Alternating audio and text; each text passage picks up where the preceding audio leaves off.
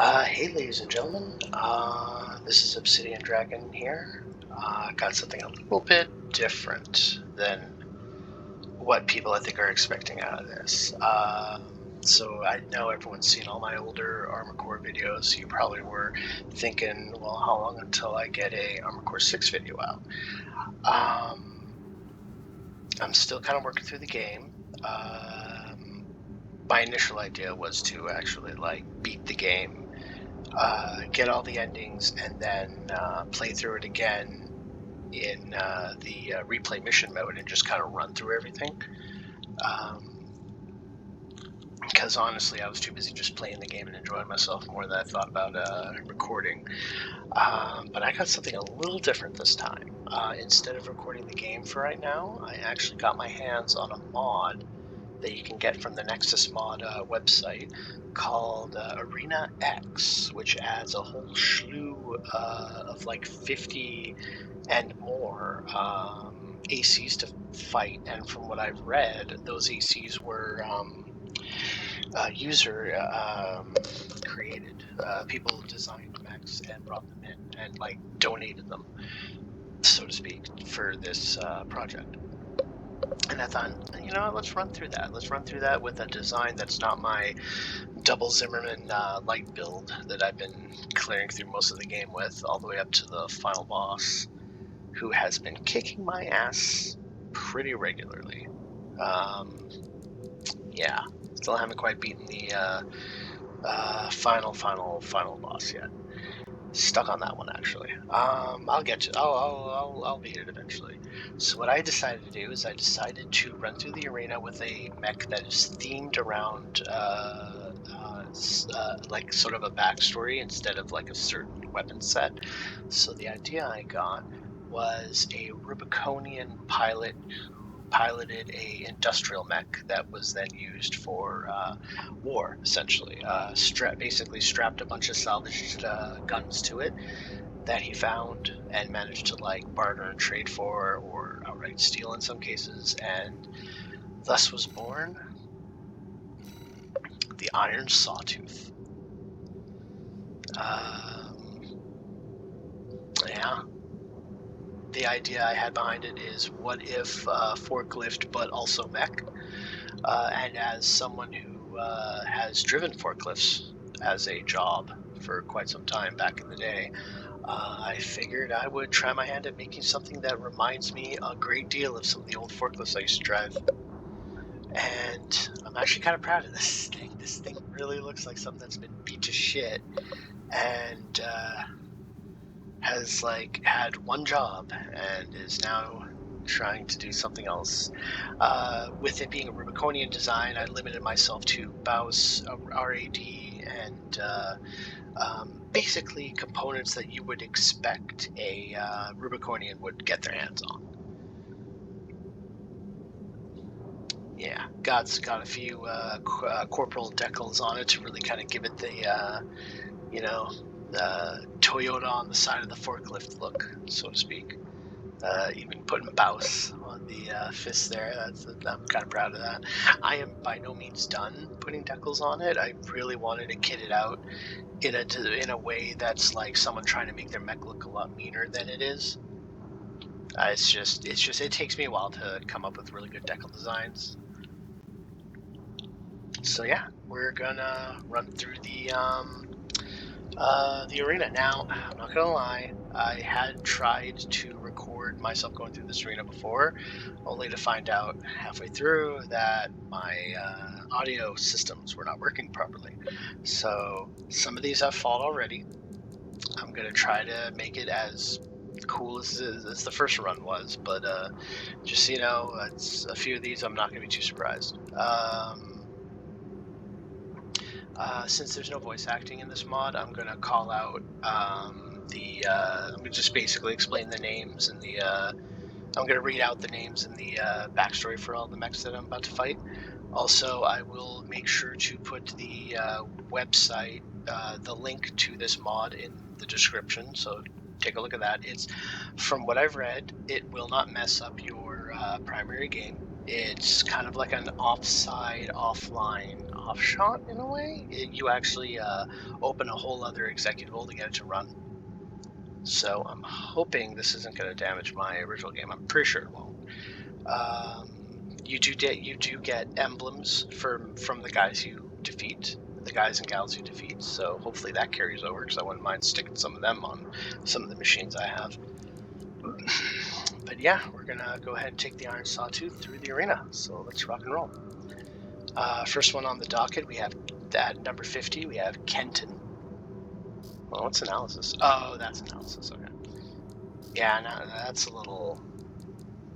I guess that's part of the. Oof, that's a little rough. But anyway, arena X. Oh, okay. You don't even get all of them. How do you unlock more though? I've already. Okay. Maybe I have to like. Huh. All right, I'll have to go see how to unlock the rest of them, because I'm like at the final things boss right now. So I almost wonder if I have to like do another run afterwards to unlock the rest. Well, we're gonna find out. So starting with Kenton, AC wind up.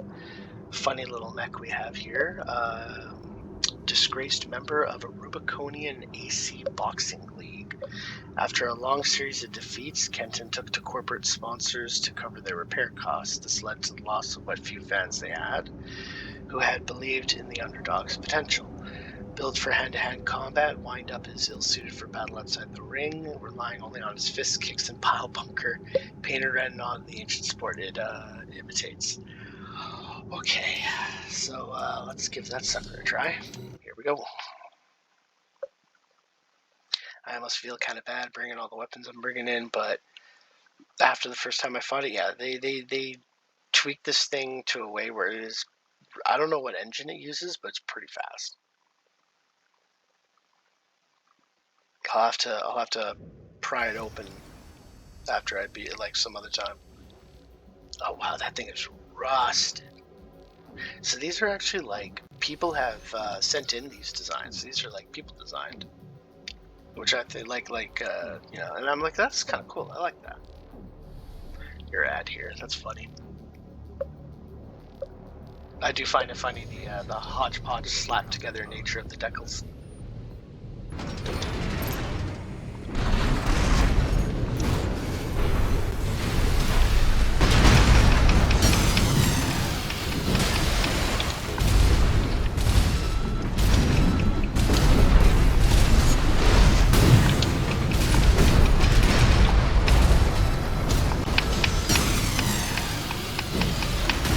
Oh, okay, that's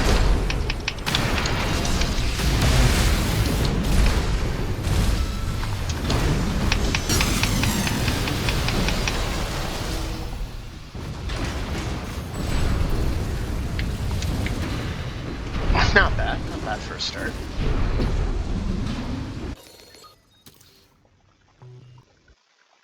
All right, we also got his emblem. I saw it on the last time. Okay, on to the next one. Hold on, let's go up. So we have number 49, Harl Grand, AC Gravitas, an independent pilot with very few wins on record.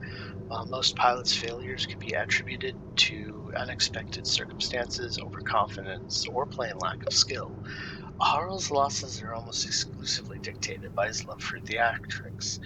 In the heat of combat, he will intentionally overlook precious openings for the sake of dramatic timing. Proper coup de grace, for instance, must be preceded by a monologue of 45 seconds at the least. So this guy is anime as shit. Let's see how well that does for him against what is effectively a scrap bot.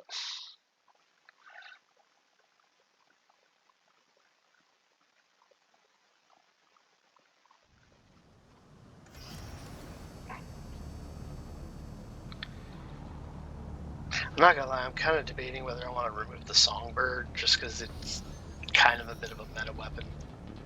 But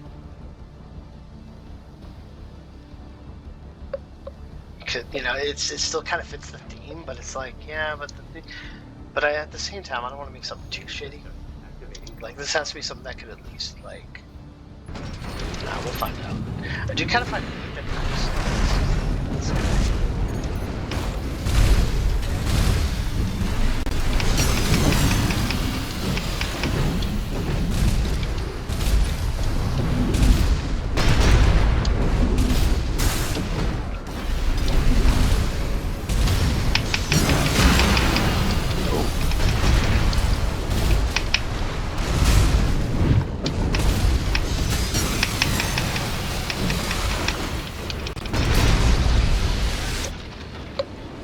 I'm actually kind of surprised he stood still long enough for that one. I'm thinking that's part of the whole 45-second monologue bit he was starting in on it.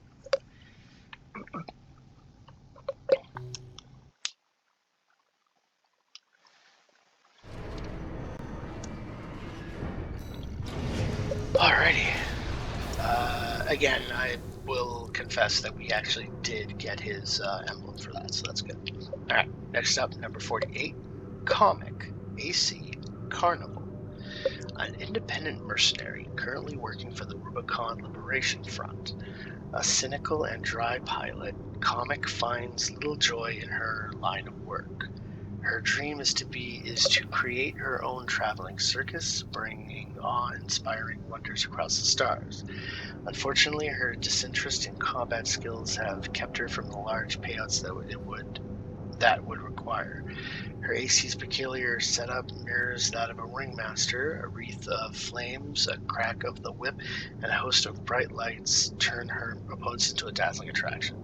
So, from what I could see, flamethrower, plasma whip, and not sure what I see on the shoulders. Let's find out. How well we do.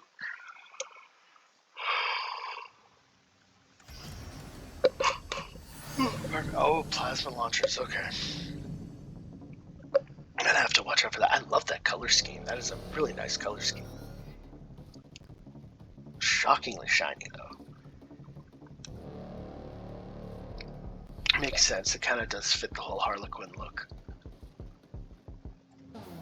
Seriously, people have made some really cool designs.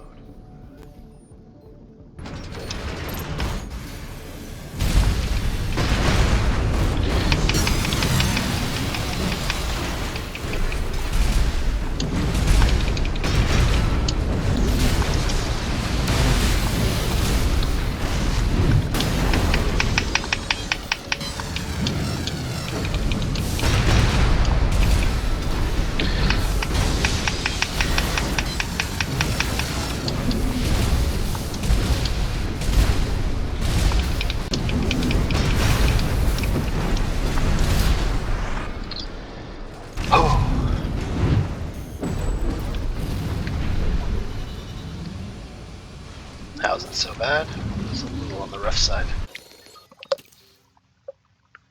I think I did that a little bit better the first time I fought her, but that's fine. We did get her emblem, by the way.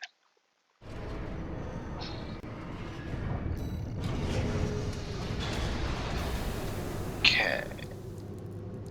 Alright. Next one. Next after that is number 47, Zero.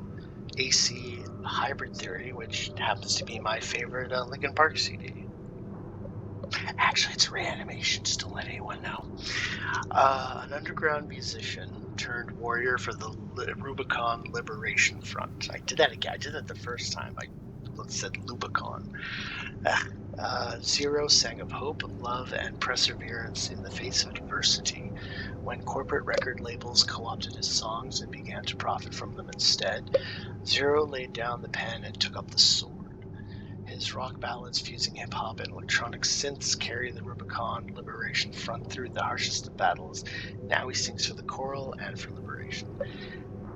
Not gonna lie, dig the design. That looks really cool.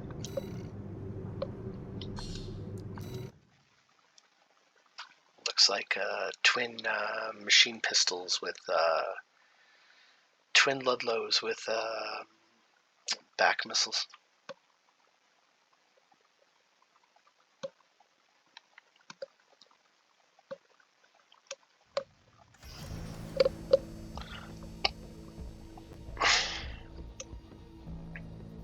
I'm also kind of amused that a lot of these designs are like using end level components, but are ranked so low.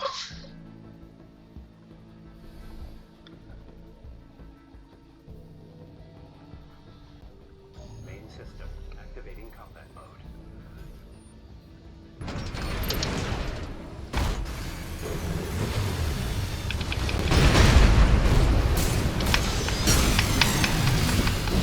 Oh, okay.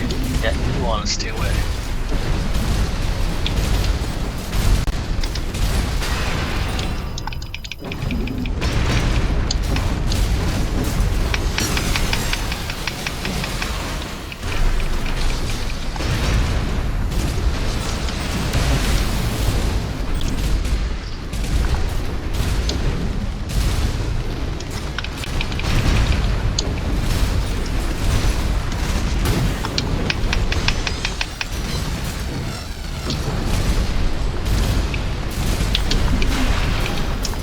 Okay.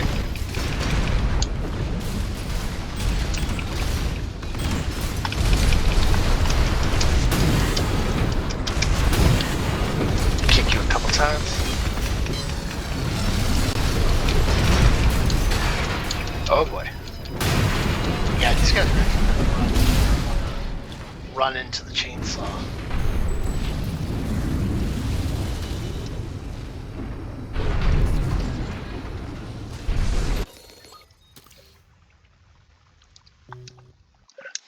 Although I won't lie, I'm still trying to get you. Like, I'm not a perfect pilot for this machine. Its build isn't what I'm exactly used to, but I'm figuring it out. All right.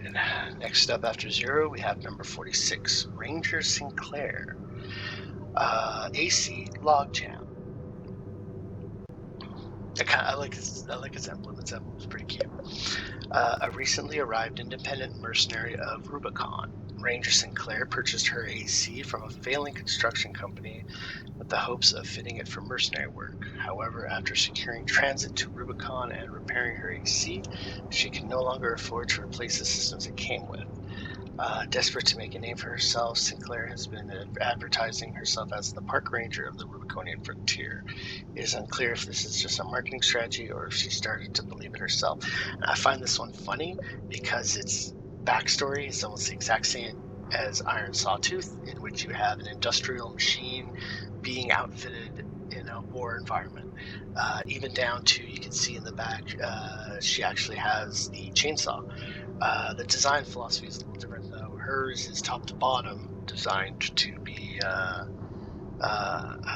not top to bottom, but hers was more thoroughly fitted to be a war machine, while the design philosophy I had for mine was just basically strapping on whatever they could to a base model machine. So this one's going to be rather interesting. Battle of the industrial mechs, essentially.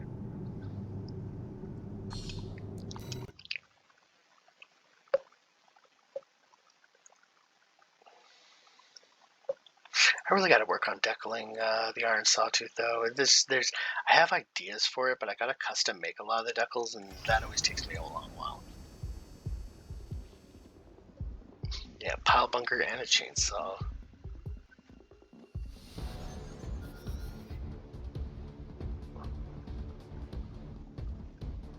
I wonder what NMIS stands for.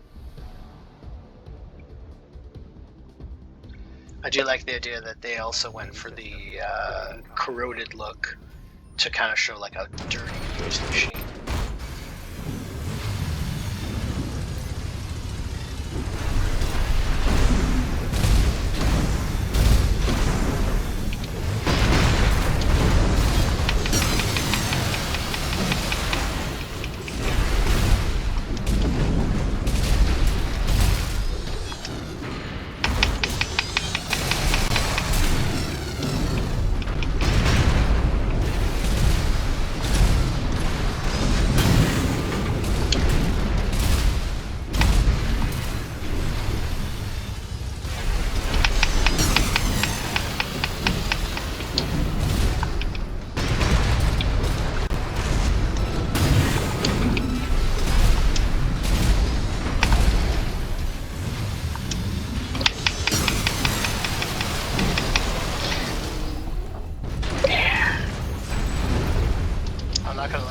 does kind of remind me a lot of the AC4 fight against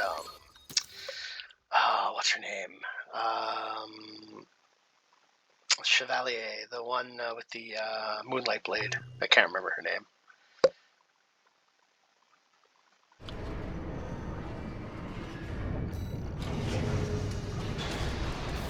But yeah, no, that was the first time I fought her was pretty hype. I'm not gonna lie. Like, yeah, I feel kind of bad that I'm not as like, oh yeah, because I've already fought these guys because I tried to do a recording before. But that's fine. That's fine. So now we're down to where I was before. Number 45. AC 13 times. It feels like an inside joke. This industrious bandit is a rather wealthy, inexperienced pilot, granted access to the arena by the size of his wallet. Once an influential coral baron, his status was tainted when he was caught buying IBIS series parts with the hopes of building his own custom IBIS AC. It appears his wishes have been granted, but time will tell to what end. Okay, this is kind of interesting. Let's see how he fares against Iron Sawtooth.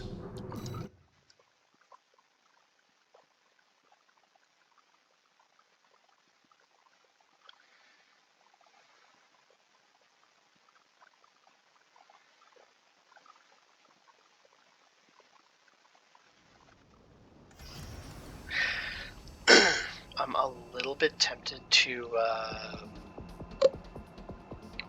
switch the Songbird with one of the Dafeng bazookas, but it kind of goes against the whole idea of bolting on whatever. Like, yeah, I don't know.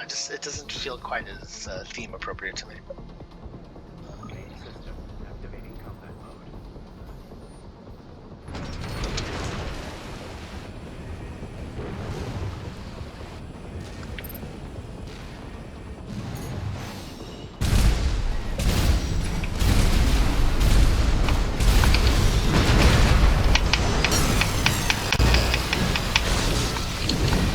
No, you should not have gone near me, bud.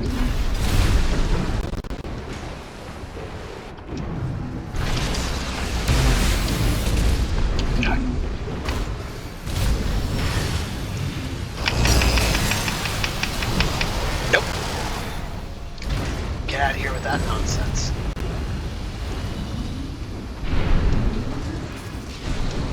Really liking this chainsaw. It's so cumbersome to use, but it's actually kind of neat. 13 times, aye. Emblem acquired.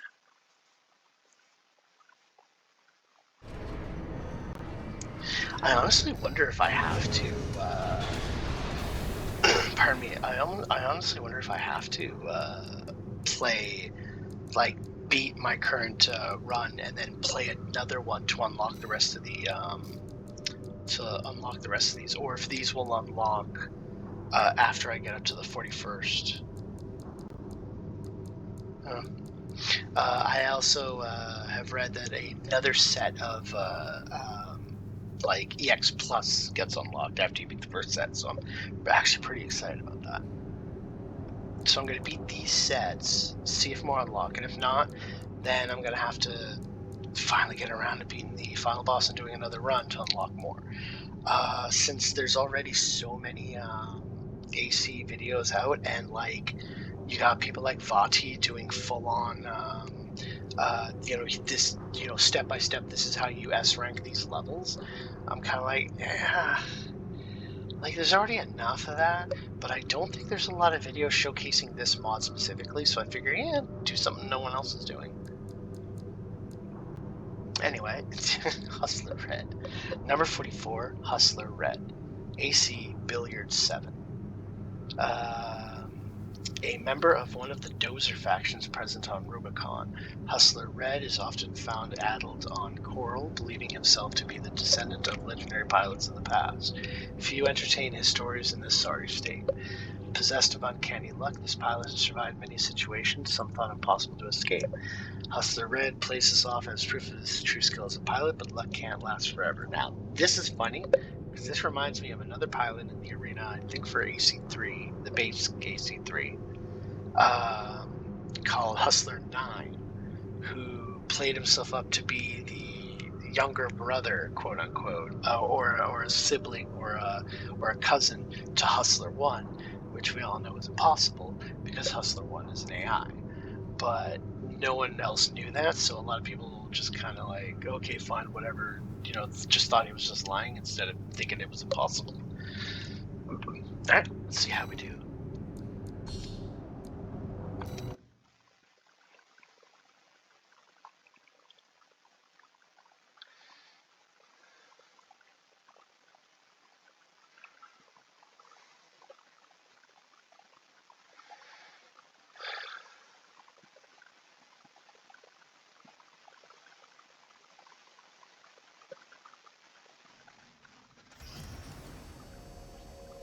Ooh.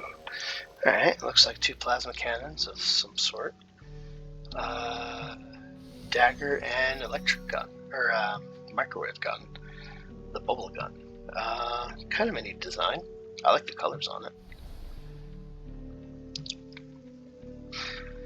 Alright, let's see how it do. Main system activating combat mode. Weird choice of level of music though. Why?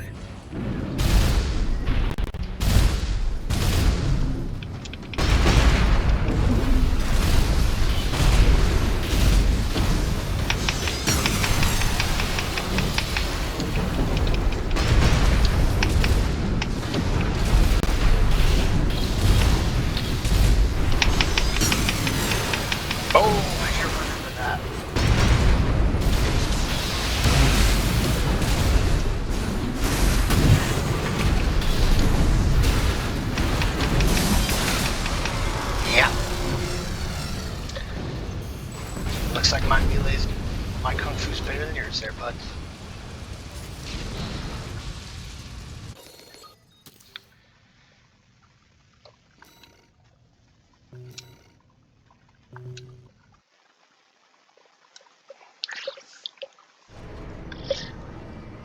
I would honestly love to fight someone, like actually have someone else pilot that, like have an actual person pilot that thing and fight me with it. Like that would actually be pretty cool.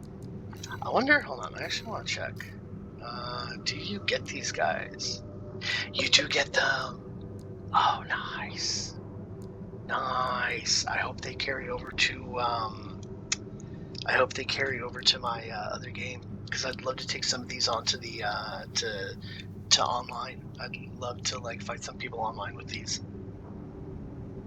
Yeah, see, it's kind of the one thing I'd love to actually do. I'd love to like just get a bunch of people together in a game, and instead of playing like all of our, meta double Songbird, double Zimmerman designs, we just grab the preset ones and just kind of see how we do. I was doing that with a friend of mine actually. Casual Light, who has a Twitch, go check him out. I'll put his Twitch in the description to give him a shout out. I was playing with him for a bit. We didn't record it or nothing, but him and I were playing online, and like I was just grabbing anything out of the preset list. Most fun I've had in a long while playing this online. Okay, next up we have number 43, Landulf, AC Warrior. An independent mercenary who traveled to Rubicon hoping to join the Red Guns, the Balaam Group's AC squad. Lacking skill and experience as a pilot, Landulf attempted to distinguish himself through the use of expensive cutting-edge AC parts, taking on a great deal of debt. Unfortunately for him, the Red Guns had no use for an incompetent fool and rejected his application. Dejected, Landulf found himself forced to undertake dangerous mercenary jobs to pay back his debtors. Oh no. I should do a write-up for Iron Sawtooth at some point, like a pilot name and stuff.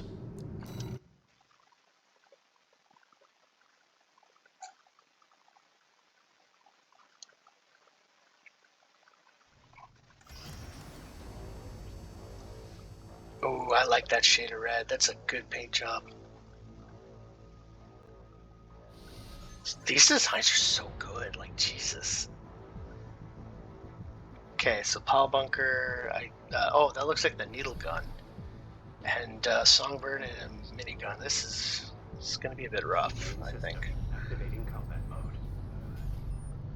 All right, let's go Sawtooth.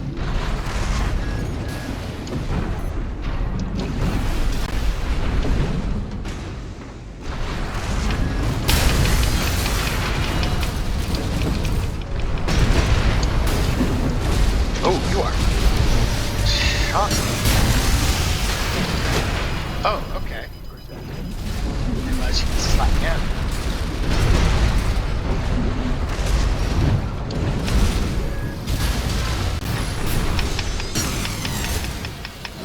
Oh no. Oh. Like that, huh? Huh. Okay, this guy's actually a little rough. I start program? Because of course we are.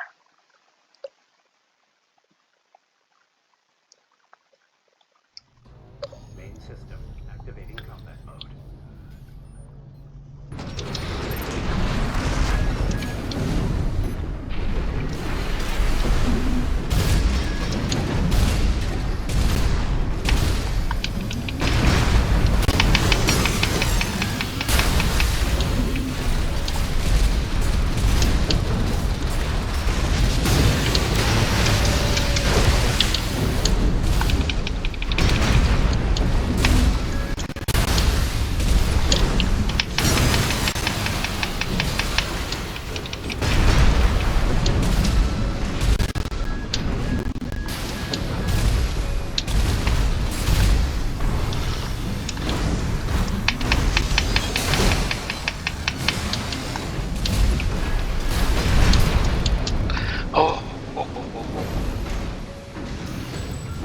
Oh, that one's a little rough. That okay. Yeah, got him.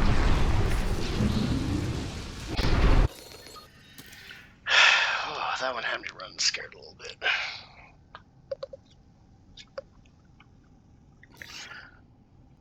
Nice. And nice. That's not a bad emblem. That actually emblem looks pretty cool.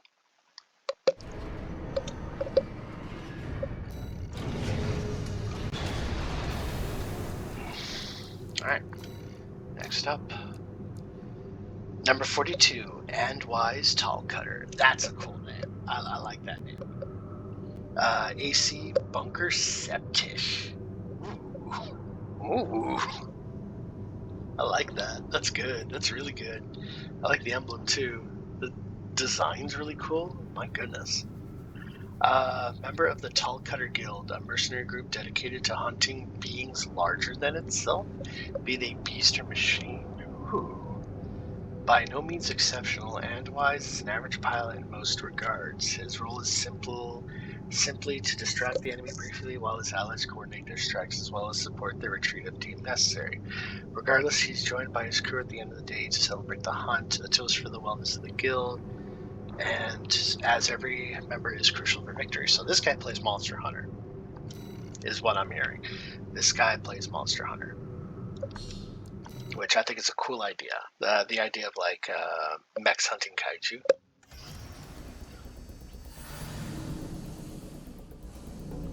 Moonlight Blade. Okay. Ooh, you got some stuff, don't ya? Oh boy. Okay, here we go.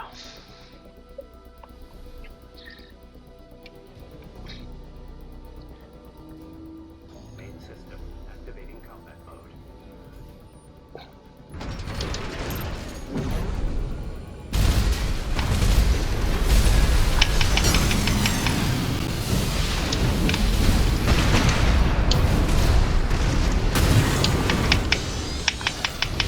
Oh, come on, really?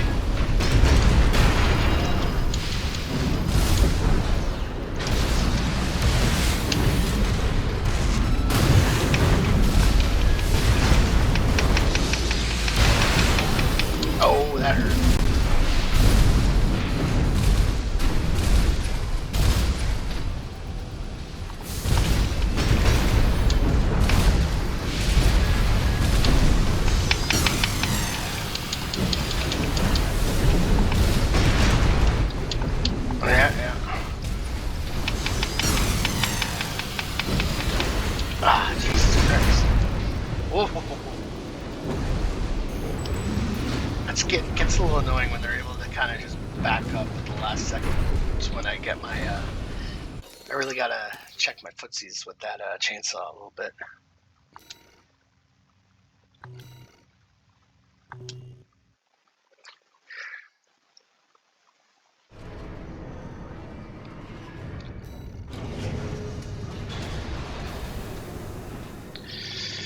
Okay, I believe we're down to the last, yep, number 41. K2 Railway, AC westward. Not a bad looking machine. I like the emblem. The emblem looks really cool. Pardon me. Deputy Commander of Kalon, Callan, the in-house AC squadron of the Hearst Company. Old railway, grandpa to the Kalon pilots, spent most of his long career armed only with the twin ducats and a stubborn pride. Over the decades of work, he always paid his debts on time. When he sold himself to Hearst, it was to save another. The augmentation he could handle, but Hearst forced him to carry a pair of Croquille pistols as backup, and he never forgave them for that. That's cute. I like that. So the dude's a gunslinger. Okay. Kind of like that. I kind of like the idea of like two more pistols.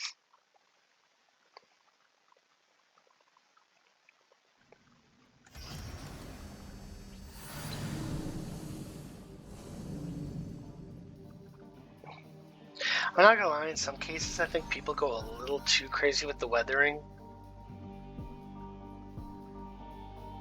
Or they're doing it, I mean, unless, I don't know, I shouldn't criticize too hard, but I do find that a few of the machines kind of maybe go a little crazy with the weathering. I'm a little surprised it's shooting already.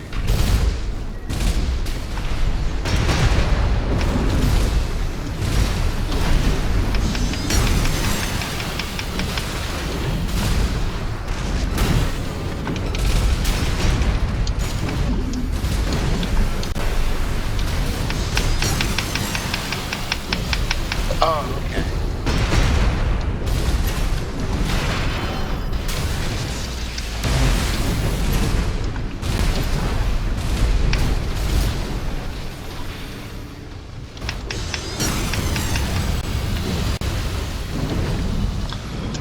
Not bad.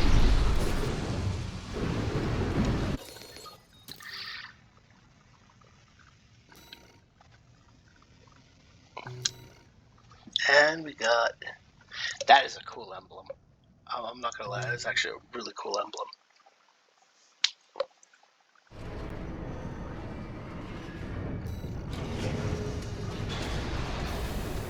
I might actually create a themed mech based off of some of these, if they have like groups in that.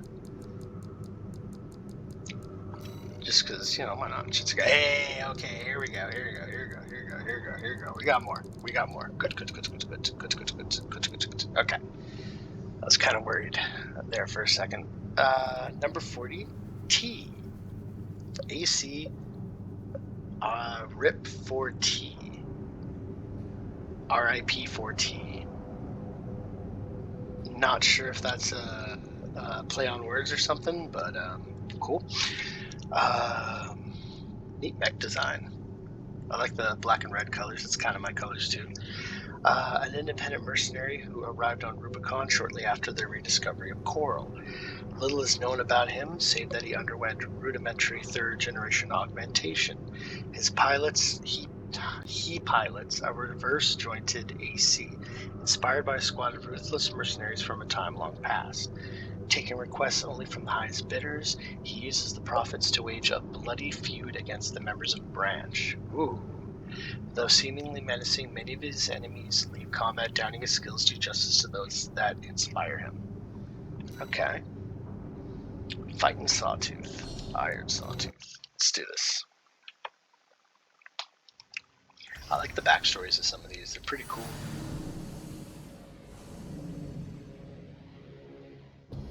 I'm also noticing a great many of these machines use Songbird.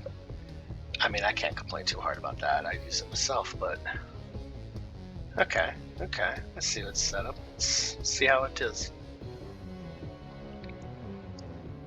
Main system activating combat mode.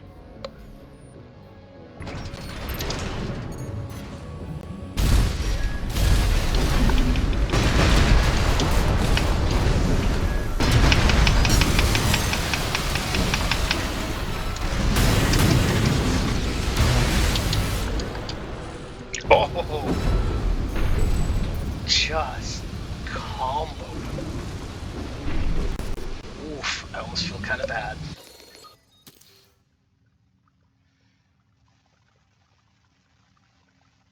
Yeah, that's a...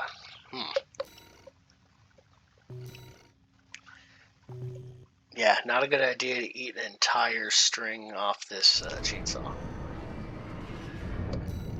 But man, it is rough trying to catch that. Like, I gotta really work to get a full chainsaw combo, but that guy just kind of ran right into it. Okay, number 39, Widow. Nice.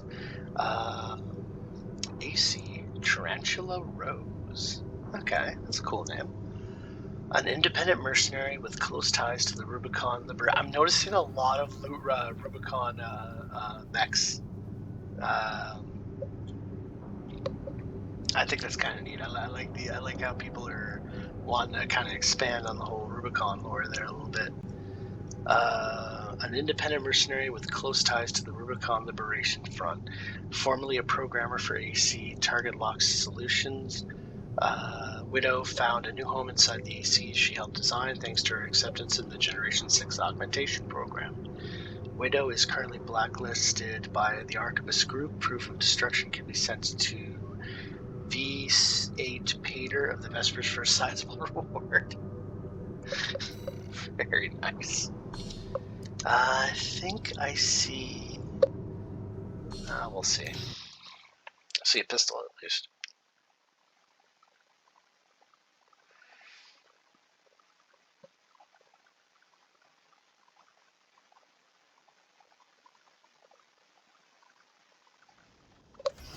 I like the backstory. I'm really enjoying the Zimmerman. Okay. Dagger.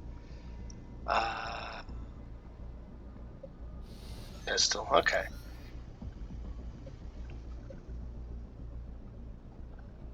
Like I said, I do find that a lot of people are kind of overusing the weathering. That looks really nice. Main system activating combat mode.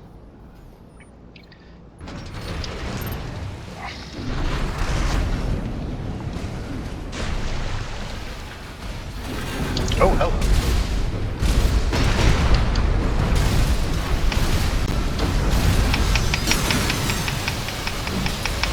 Oh, you do not want to eat a whole plate of that.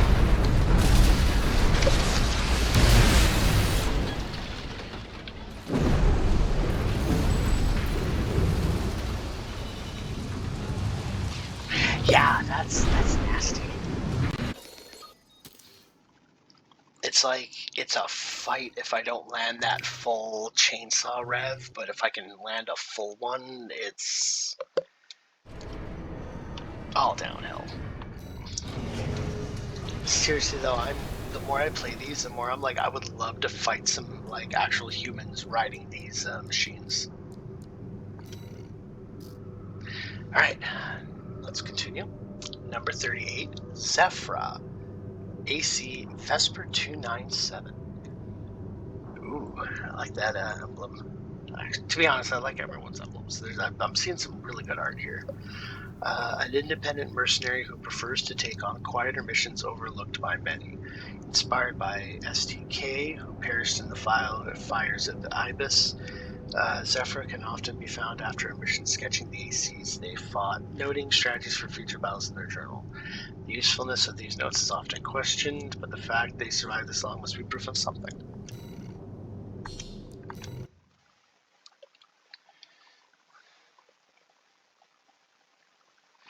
Yeah, the kind of decals I want to put on Iron Sawtooth, like I want to put stuff on, but I also want it to kind of match the rusted look with everything. Like I don't like the idea of like putting Like I want the decals to look like they're corroding too. So I'm gonna have to get tricky with the splotching stuff, and it's not something I have a lot of practice with. I love the coloration on this thing. That looks nice. I'm a little off-put by the use of the Main system activating combat mode. garage OST, like the garage thing for this. Also, buddy.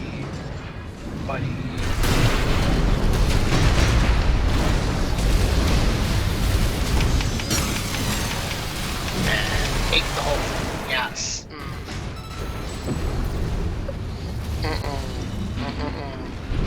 No, that wasn't too great.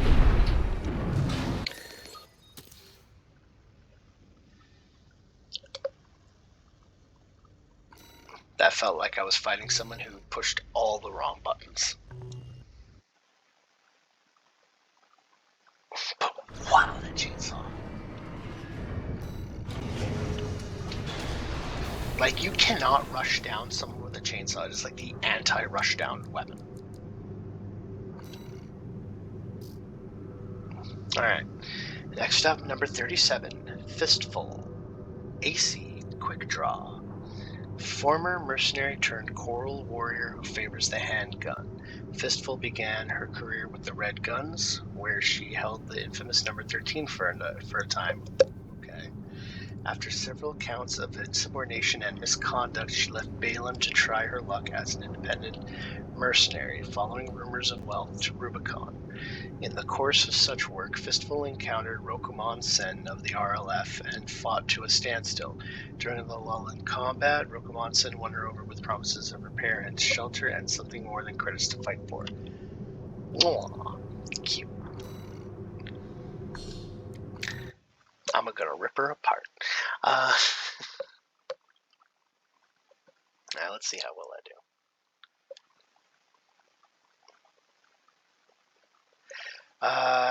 I'm definitely going to break this up. I'm not going to run the entire arena in one go. I'm probably going to break it up at some point. We'll see.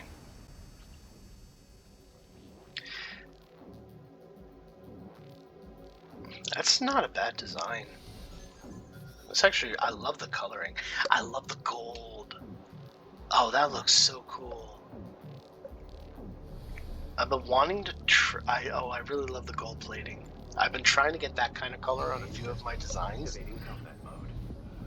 but I've been having trouble getting that exact color coordinate, like combo. So we'll see.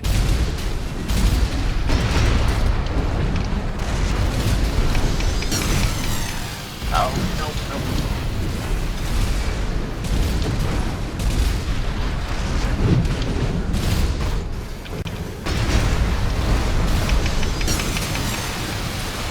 Oh, he ate the whole biscuit.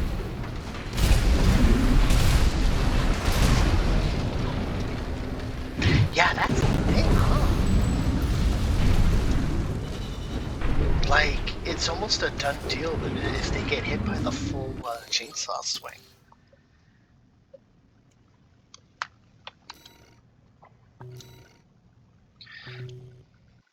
I remember reading on the README that a few of the because of trying to get the AI to work, some of these don't quite fight like they oughta, and I'm kind of starting to see that a little bit. Which I'm like, that's fine. It's still good for a mod, and these are still fun fights. Like, I think it's also I'm starting to get more used to using the Iron Sawtooth. Alright, where are we at? We're at 36. We're not quite an hour in. I'll finish the 30s, and we'll I might stop after once we get into the 20s. But let's continue. Number 36, Risky Business. AC Oath Unbroken. Ooh, I like that. Can't quite make out what his emblem's supposed to be. I do see the Knight's helmet, but I'm not sure what that other thing is. I like the color scheme, by the way. An independent mercenary who came to Rubicon with her twin brother Taryn, each never seen to sortie with the other. Ooh, I like this, because there's been a few ACs pilots in previous arena games like AC3 and 2, where they have siblings. I think even AC4 had siblings. So I think that's kind of cool. It'd be cool if they coordinated with someone else and had someone else, put the sibling pilot in. Don't know if they did that. An independent mercenary who came to Rubicon with her twin brother Terran, each never seen to sortie without the other. Okay. After a deadly encounter with the PCA, Terran was killed. Oh, okay. Well, fuck. Never mind that, I guess. After a deadly encounter with the PCA, Terran was killed in combat, leaving Risky to work alone.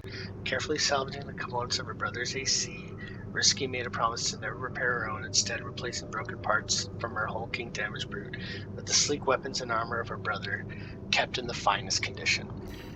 Cool, but eventually you're gonna run out of parts. Just saying.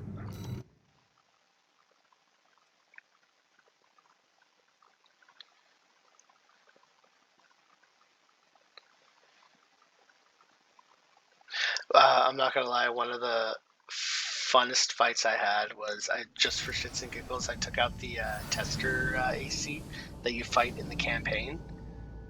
That thing's actually kind of fun to pilot, I'm not gonna lie. It's simple, and sometimes simple just works. Oh, okay, I kind of see what it's supposed to be. It's a shield. Helmet and shield. Okay, that's cool. Main system activating combat mode. I like its design, it's very unique.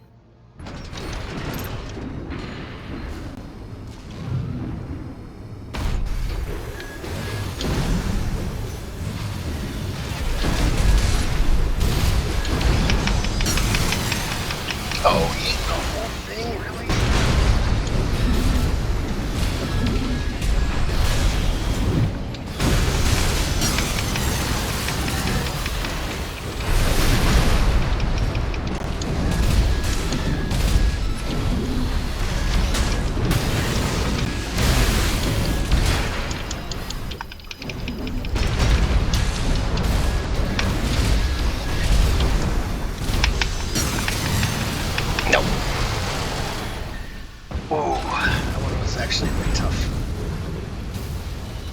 I was kind of worried that it was just going to end up out damaging me.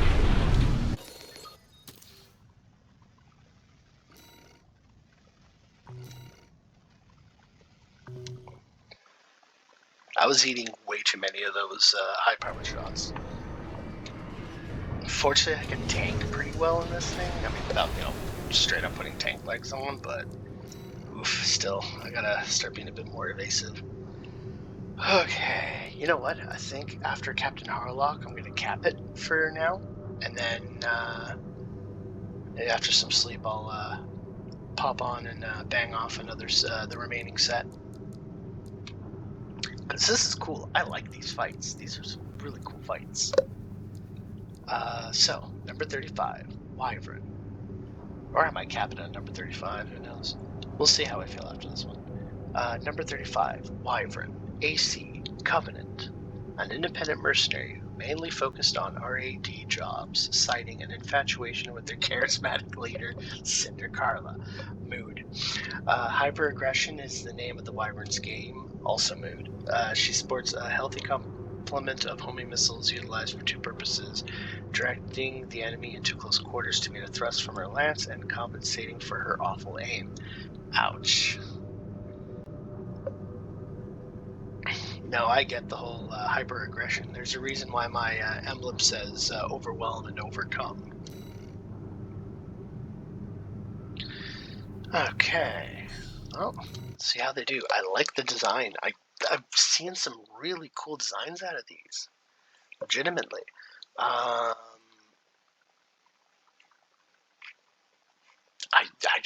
These are just really cool. I seriously, if any of you guys played AC6 and you're itching for more fights, grab hold of this mod. It's all it does is just give you more arena fights to fight, and it's like, God bless, yes please, more. Because I fought through the entirety of the arena and was hungry for more. Like legitimately was just like, give me more of this. Oh, fuck, okay. Yeah, that's embarrassing.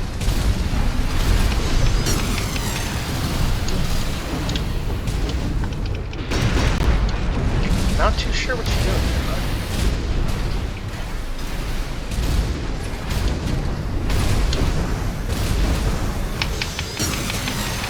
Yeah.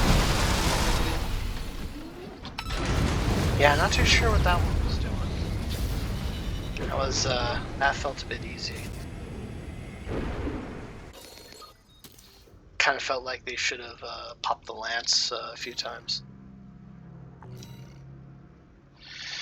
Not a bad emblem, though.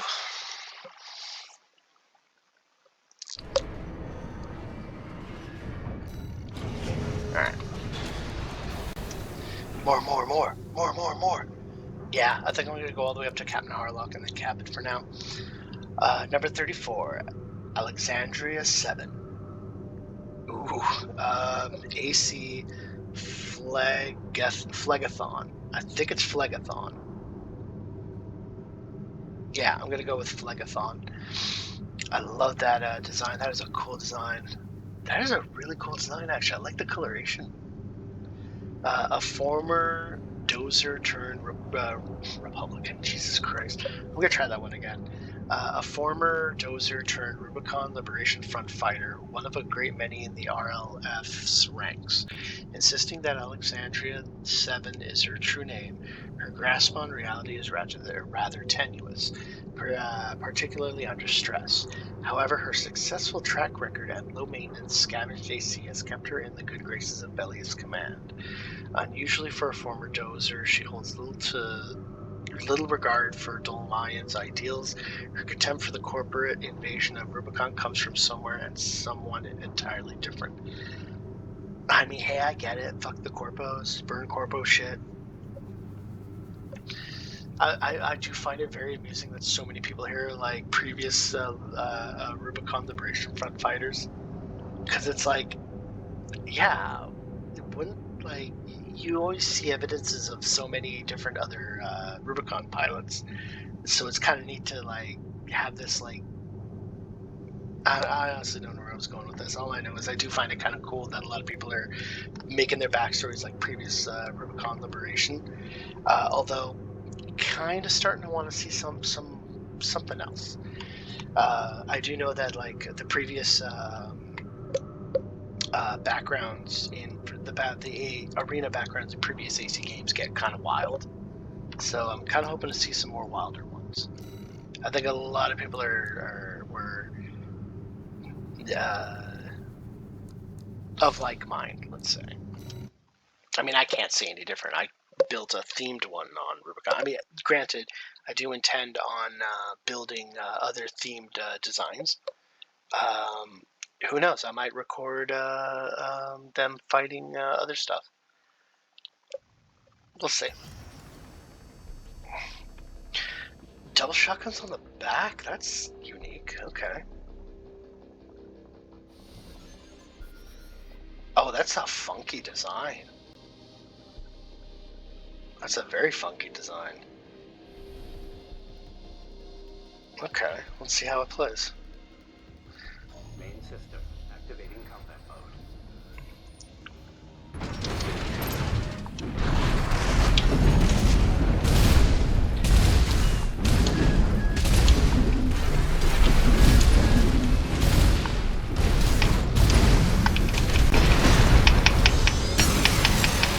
Uh-oh.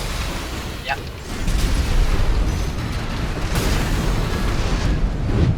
Oh, come on. Yeah.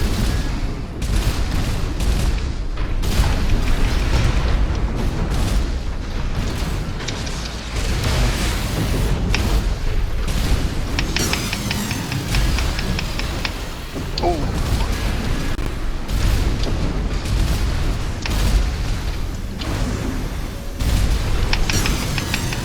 Oh. Oh, okay. Oh, okay.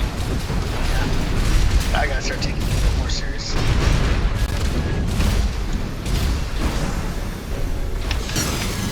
Oh, how are you going to announce that?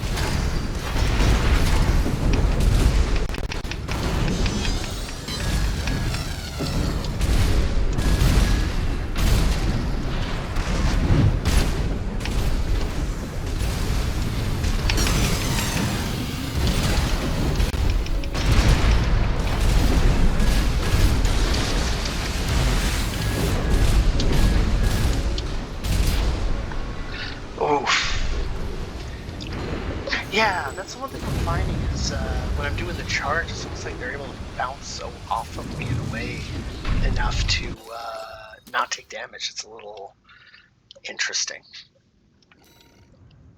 I don't know if that's an effect of me just hitting them as they're boosting away, or if that's like an actual mechanic where they're able to kind of get smacked aside as I rush them.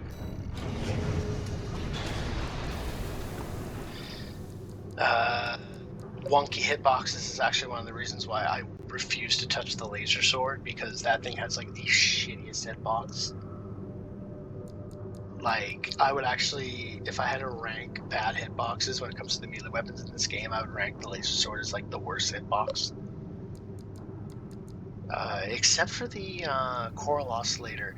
I saw a video of a guy using that thing, and I don't know if they fixed it in a recent patch, but like, in some instances, that thing will just refuse to hit anything if you use its charge up beam attack. So that actually might be the worst, but we'll see. I don't know. Okay, number 33, Harken. AC Warhawk, and that is a cool emblem. My goodness, actually. Pardon me. An independent mercenary seeking big figure paychecks to fund the upkeep of his Generation 1 augmentations and his excessive ammunition expenditure. Oh, yeah, I get that.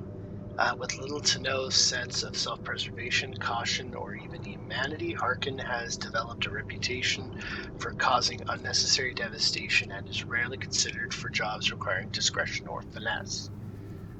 This sounds a lot like Adam Smasher's description from Cyberpunk. He is often seen deployed alongside Zippo Thornridge, splitting the pay on the most lucrative contracts. Cool. I wonder if Zippo's going to show up in this. I like his color scheme. I like his emblem. Seriously, I am like, I have yet to see a bad design. I have yet to see a bad emblem. And by like bad, I mean like uncreative. Like, I'm really liking these designs.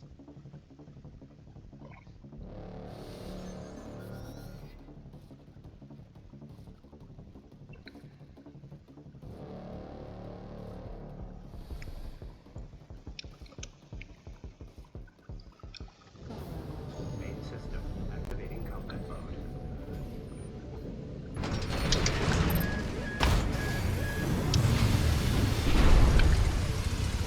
Okay.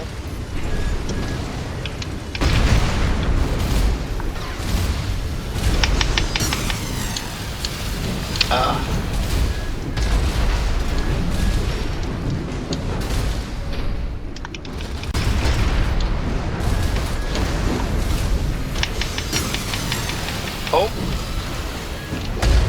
Almost.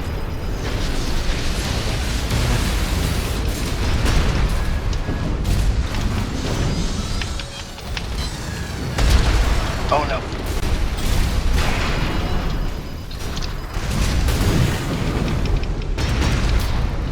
Whoa, whoa, whoa, whoa, whoa. That one got dicey.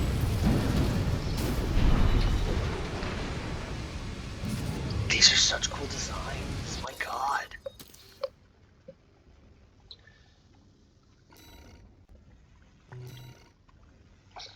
That is a cool emblem. I actually really like that.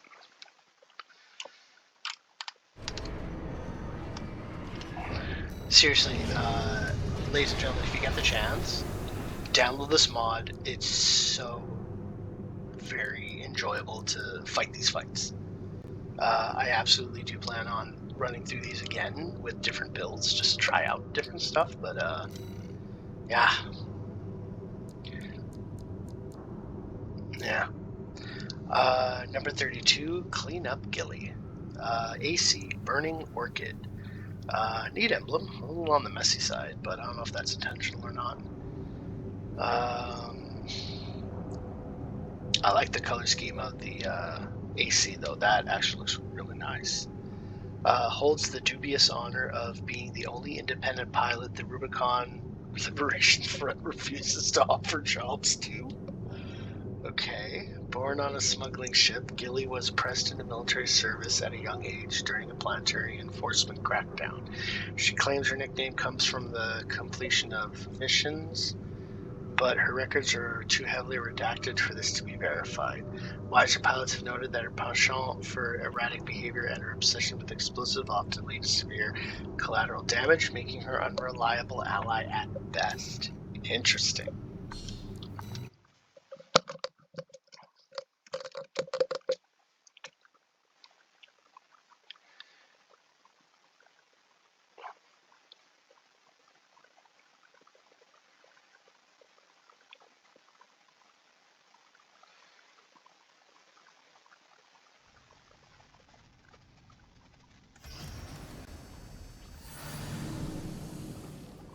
That is a cool coloration. I think that is really cool. Okay, so double boom booms, double grenade launchers. Flaming grenade launchers. Okay, interesting. Canister missile launchers. I think that's what they're called. I can't quite remember. Activating combat mode. This is a cool map. I don't think I've... No, I played this map before, I think.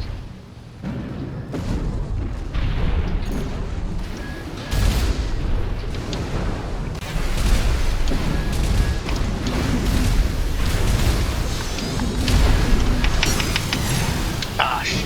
Yeah. Oh, yeah, you're...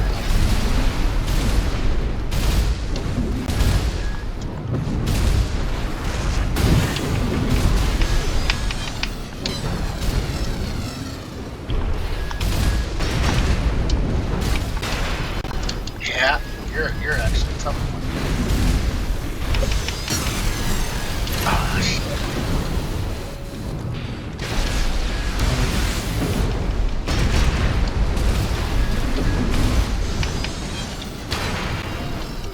Ooh, yeah, you are a tough one, actually.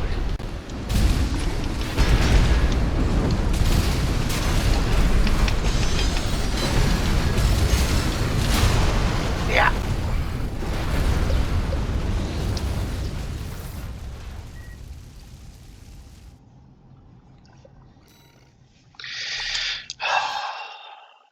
Just floats just out of the way of the chainsaw. Like, that's actually a little infuriating.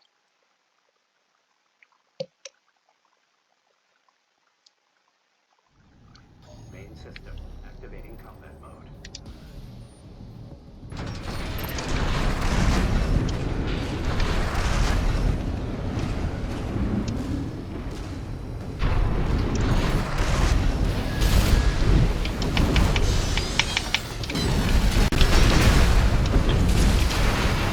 Oh.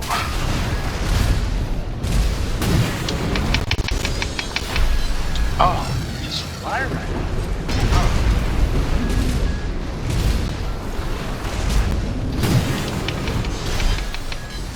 How are you able to touch that?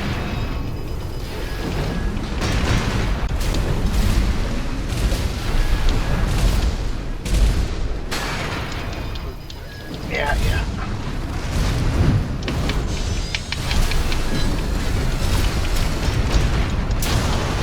Oh my goodness. You're actually rough with this design.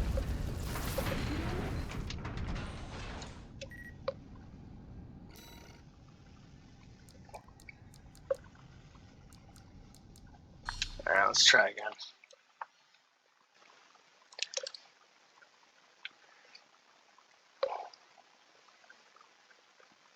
I do find it kind of interesting that a lot of these designs stay on the ground. Activating combat mode.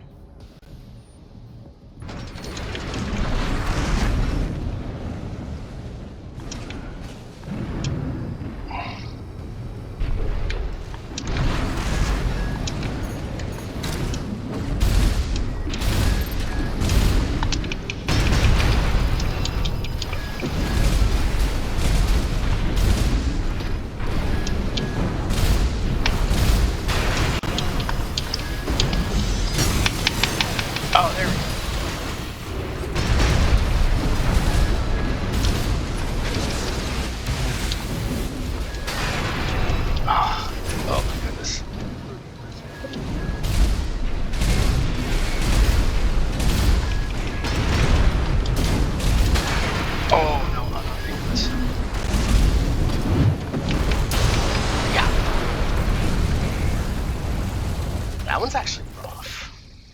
I might actually have to switch designs. I don't want to, though. I want to actually see how far I can go with the, with this thing.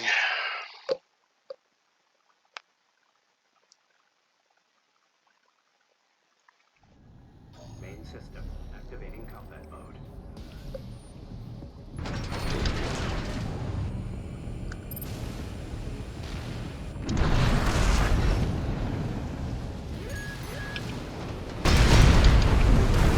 I don't know why I fired. I did. Oh, no, get out of that.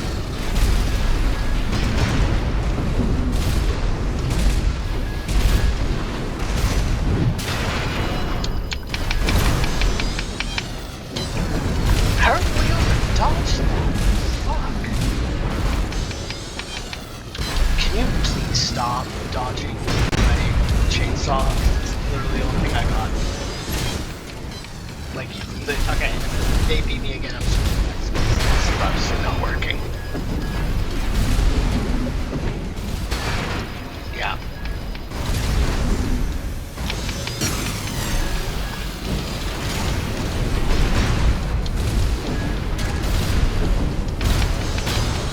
Yeah, okay, no, I'm switching next. Now this one's starting to piss me off.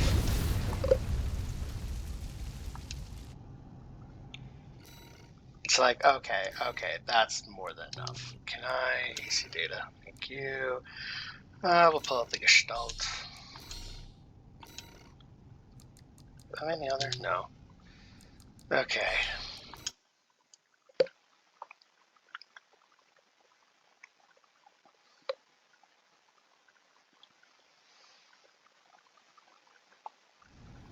Main system activating combat mode.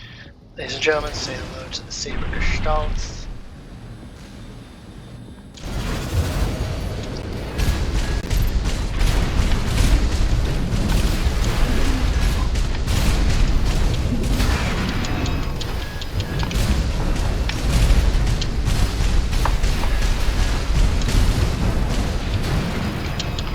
Oh my goodness.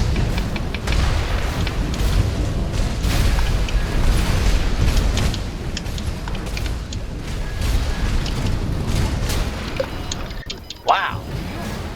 That's tricky.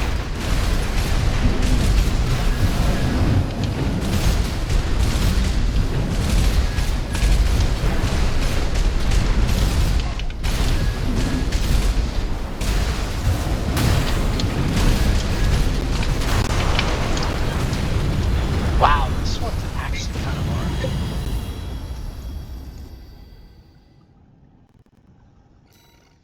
If this keeps up, I'm gonna have to pull out my Zimmerman build, and I do not want to pull out my Zimmerman build.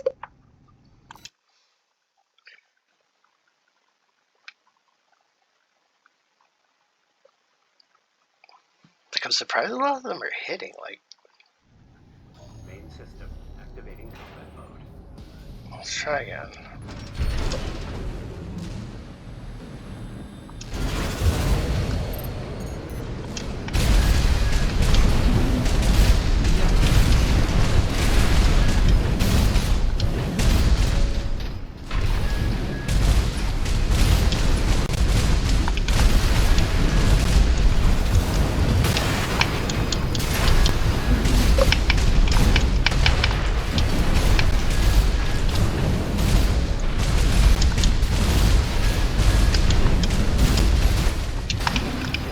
How the hell? How the fuck that much damage?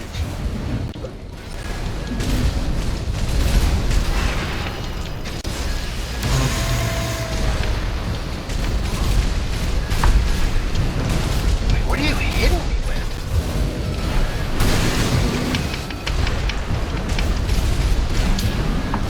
Oh. Oh, that was actually rough. Okay, just a quick introduction, ladies and gentlemen. This is the Saber Gavette, or sorry, the Saber Gestalt. I'll show it off in a second. That was actually a pretty rough fight. I was getting really worried near the end there.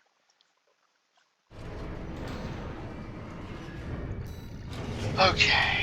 Ladies and gentlemen, I introduce you to the Saber Gestalt. Back in AC4 and 4 and 4 Answer, which were the two Ace Armor Core games that I primarily played, I had a Ace naming convention where I named the AC the Saber. The Saber was generally a gun arm laser sword combo. I created another one in AC4 Answer, two versions of it. One which was plasma launcher on the shoulder, rifle in one arm, laser sword in the other, and another version of it called the Saber Gewehr, which was gun arm, laser cannon on the back. I took the Aliyah as my starting machine. This one I named the Saber Gestalt because my other Saber runs dual Zimmermann, so it's already kind of deserves to be classified Saber Gewehr. So I needed another name that was German because you can't have a mobile suit that doesn't have a cool German name to it. I'm just following tradition, Yeah, this is its design. I built it for speed and for firepower. As you can see, it can't really take too many hits. Went with black with this style of trimming. I may actually switch the red in this to gold like I did with the other version of this machine. And I will tell you this now, the coral scorch marks that just the design I did for the decals, that took a while. Some of them aren't as aligned as I'd like them to be. I'll probably be changing them later. I haven't actually fiddled around with this machine for a while. I just wanted to use something that wasn't my primary AC, just because that one's it wouldn't be as fun. That one's my last ditch. If I really can't beat something, I'll pull that sucker out. Okay, final one for the night. Number 31, Captain Harlock, AC Old Salt. Independent mercenary sheltering with the Rubicon Liberation Front. Arriving on Rubicon in hopes of profiting off of corporate conflict. A run of bad luck nearly cost him his life, but just before the brink, he was saved from almost certain death by the Rubicon Liberation Front. A lot of these machines are just pro-Rubicon Liberation Front. I kind of find that a little amusing. Indebted for their kindness and mercy, he intends to pay them back by helping them achieve the freedom they so ardently fight for. Okay. I'm actually going to go back to the Iron Sawtooth because... so just a quick rundown. This one's my primary game design, the Saber Gewehr. Saber Gestalt. Malicious Intent. That's not its primary name. This one I made because I wanted to try just building something tetrapod, which isn't normally my style. It's a bit of a messed up design. I'm not too fond of it. I honestly find tetrapods too slow. This one I built to S rank that one mission where you have to destroy all those coral helicopters. I was having a lot of trouble with that one and decided to go with this build when I watched a YouTube video, and it did the trick. And Iron Sawtooth.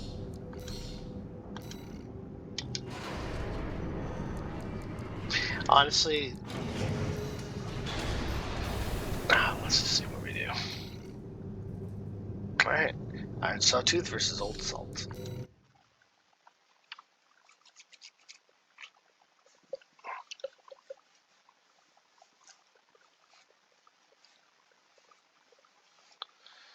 And then after this, honestly, I might I'm actually probably going to cap it for the night after this. I think a nice hour and a half video is good. I got no problem continuing this again after. Might even create a couple more designs just to play around with. I might actually use some of the designs from this arena, actually. I'm actually kind of tempted to do that. Because some of these I just wouldn't mind trying out. the one that's the quad pistols. I kind of want to see how actual viable that is, so I may actually try that one out myself. I like the pirate setup. This is good. I like these mech designs. Like a lot of these actually make me want to try them out myself.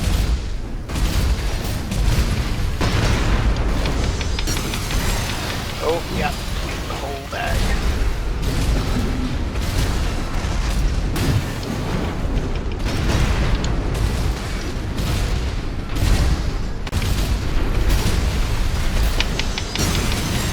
Oh no, that's bad for you.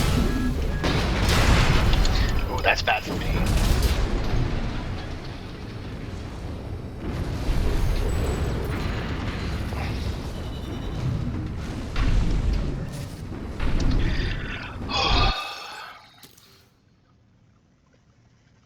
Yeah, this really does show that there's a certain fighting style at mech that just doesn't fit well against fighting someone with a chainsaw.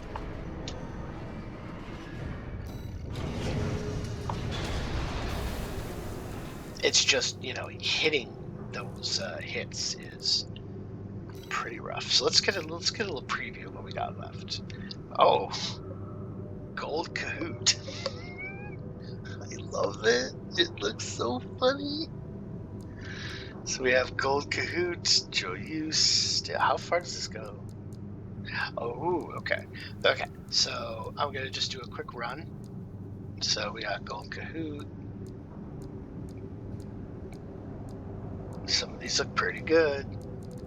Okay, but I'm gonna cap this here, and I will continue this next time. Probably will get another video tomorrow, and I'll load her up. Really hope you guys enjoyed this. Like I said, I'm going to include the link to this mod. It's called Arena X.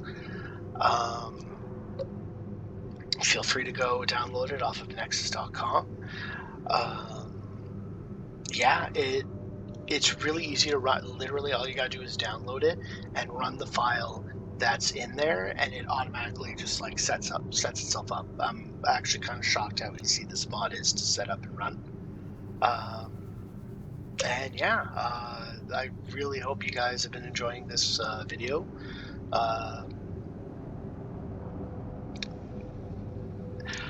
I'm gonna do this first batch with Iron Sawtooth. I may do the next batch with another mech. I definitely want to play around with these designs myself. Some of these are like very interesting and are very outside what I would normally play, and I'm actually curious to try these. I'm really happy that they've been saved onto my I'm gonna double check to see if these actually carry over to your primary game. If they don't, that's fine. I'll just copy them over, but that would be a lot more tedious than just having them off the cuff.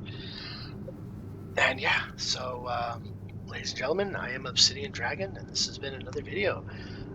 When the next one comes, I do not know.